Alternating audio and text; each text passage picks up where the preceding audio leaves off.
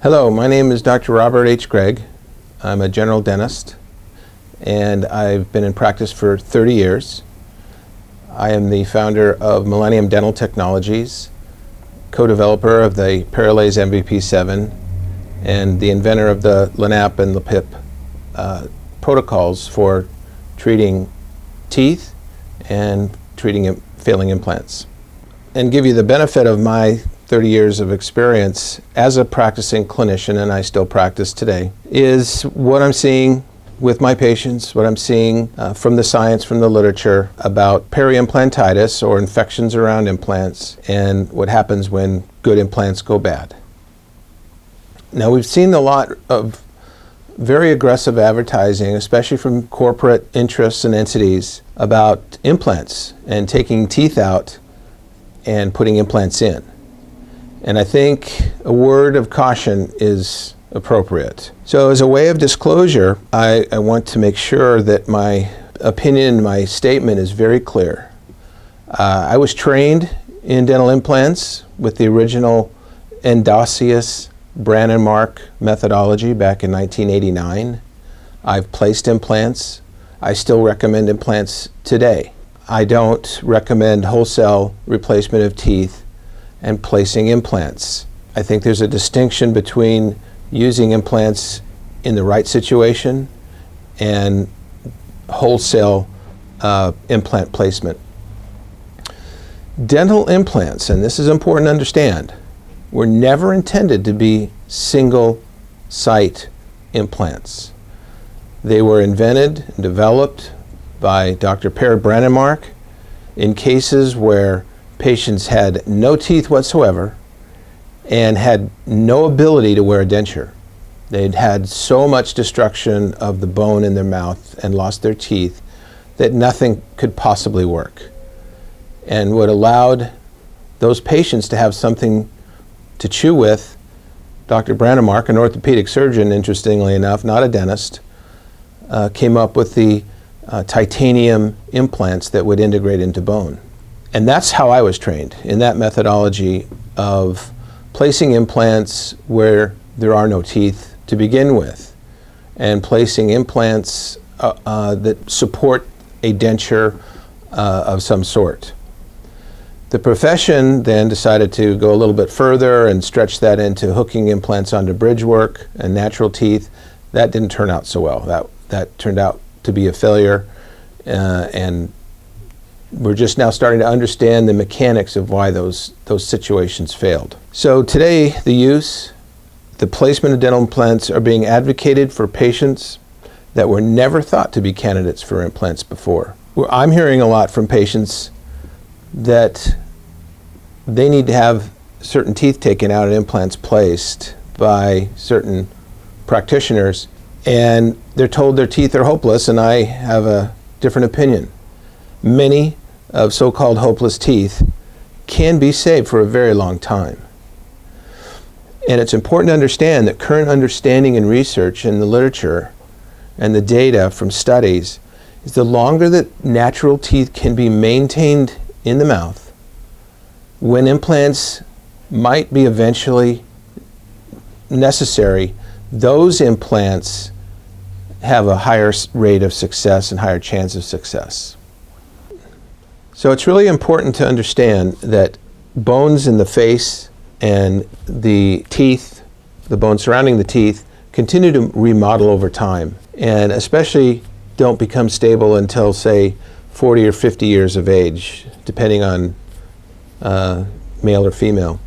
So the longer the teeth can be maintained, while that remodeling is taking place around natural teeth, the more successful an implant will be if an implant's eventually needed, especially in the aesthetic zone where the bone tends to thin out most for men, but especially women. It's also very important to understand that if a tooth has some periodontal disease or infection around it or an abscess, that doesn't mean it's a tooth that's condemned and is hopeless. It also doesn't mean that when the tooth is extracted that the infection has been extracted. The infection exists in the soft tissues and in the bone, not in the tooth necessarily. If it's in the tooth, then we call that a root canal lesion, and we don't need to extract if there's a need to do a root canal. And placing implants in patients who have existing periodontal disease throughout their mouth is a much higher risk of failure of those implants.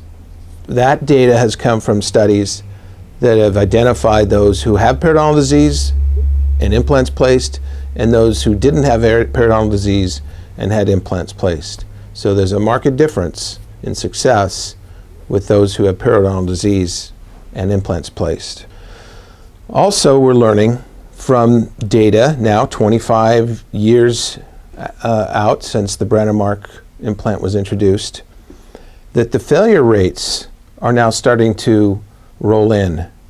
And depending on the practice, depending on the country, depending on who's doing it, depending on where the implants are placed, we're seeing failure rates in the literature from 7 to 60%. And that's a pretty high number. The other data that's come in is from malpractice cases. And a prominent malpractice attorney, and he wrote a paper regarding this, has said that as far as informed consent goes, a dentist is really stretching the limit if they represent an implant will last longer than 8 years. Take that as with a grain of salt, because that's a malpractice attorney, that's a malpractice benchmark. I know that for crowns and crown and bridge, the insurance industry will cover crown and bridge every 5 years. Does that mean they fail every 5 years? No. I've got crown and bridge in patients' mouths, it's 25, 30 years. So just because there's a benchmark doesn't mean that's an indication that it's applied across the board. But it's important to understand what the malpractice attorneys are telling us about any sort of data coming in about treatment. And no dentist wants to be caught up in the wrong representation. And patients should ask the questions. How long will these implants last? And many of us that were trained with Brennemark believed they would last a lifetime, that the integration into the bone was forever. And we now know that's not the case. So we're back again to the data that indicates that the longer you keep teeth, the better implants will be once they're finally needed, and more likely to last that lifetime we're looking for. And interesting, when I speak with highly trained periodontist practitioners who've been in practice for 35, 40 years and tell me that their treatment with surgery works. It works extremely well, but there's consequences and a bad reputation about gum surgery. But they also tell me that the implants that they place last longer in those patients that they wait until I don't want to say the very last moment, but till later in life before they place those implants. They get a higher rate of success and a higher satisfaction rate. Less problems, less infections, less need to treat those failing implants or ailing implants, as we also say. So the message is about implants. Don't think that they're a panacea. There's really rarely anything in life that's a magic bullet. There's really rarely anything in healthcare or medicine or dentistry that is a sure thing. But the most, I think, desirable thing that I want for my patients, that I want for myself, is to retain my natural tissues and parts of my body all my life and all their lives. And I want them to not have to put artificial foreign bodies into their bone and tissues. If it's needed and necessary and there's no other option, then absolutely, I'll recommend implant placement without hesitation. But if there's teeth that can be salvaged, and there's new ways of saving teeth these days, and one of those ways of saving teeth is the laser-assisted attachment procedure, also known as laser-assisted regeneration. We lovingly refer to it as a no cut, no sew, no fear patient option. Patients no longer have to fear being cut with a blade or stitches being placed, because in the LANAP protocol, we place no stitches, we make no incisions. We use a laser to energize and destroy the bacteria in the gum pocket and also around implants that are failing or ailing. So with that, we have the very first FDA clearance for true periodontal regeneration around teeth. We received that clearance in March of 2016 and have had a tremendous response to that clearance over this past year. And part of the reason to tell you about that and the implants is we are very successful in our clinical studies saving teeth that would otherwise be extracted. And I like to say that LANAP is hope for the hopeless teeth. So give LANAP a chance before you put something that's foreign into your tissues, and you have no other option after that other than to extract the implant, graft it with new bone, and do it all over again. Once that tooth is extracted, it can never be put back in.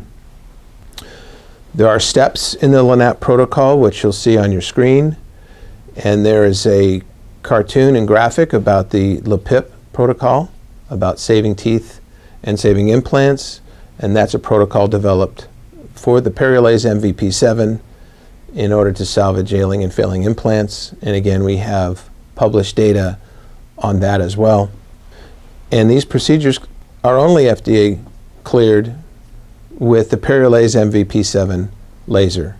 Now, in laser dentistry, like in a lot of places in the consumer marketplace, there's copycats and pretenders and imitators. So again, ask, inquire, get things in writing, make sure that you're actually dealing with a LANAP trained specialist that's been through the Institute for Advanced Laser Dentistry's critical training, extensive training, in order to perform these procedures.